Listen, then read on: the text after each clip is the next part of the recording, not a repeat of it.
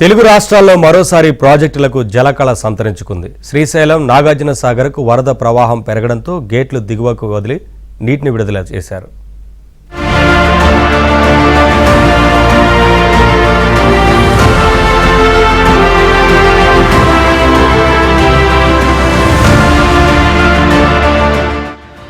కరువు తీరా వర్షాలు పట్టడంతో శ్రీశైలం డ్యాం జూలైలోనే నిండింది.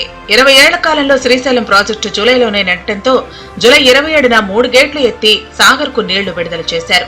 కొద్ది రోజుల పాటు వరదలు కొనసాగాయి. శ్రీశైలం డ్యాం 10 గేట్ల నుంచి దిగువకు లక్షల క్యూసెక్కులు విడుదల తర్వాత వరదలు తగ్గాయి.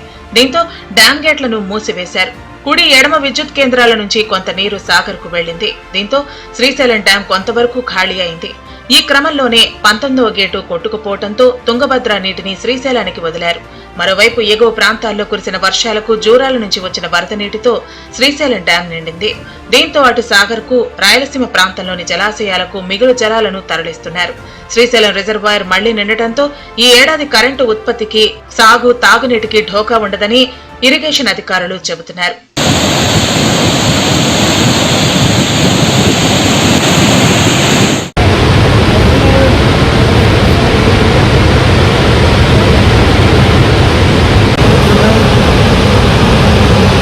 మరోవైపు శ్రీశైలం నుంచి వస్తున్న వరద ప్రవాహంతో నాగార్జున సాగర్లో మరోసారి గేట్లు ఎత్తారు.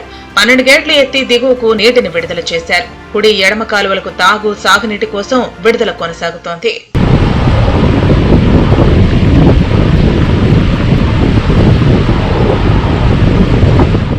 నెల్లూరు జిల్లా కండలేరు నుంచి పొదలకూరు మండల మెట్ట ప్రాంత రైతాంగానికి ఎడమ కాలువకు సోమిరెడ్డి చంద్రమోహన్ రెడ్డి నీరు విడుదల చేశారు.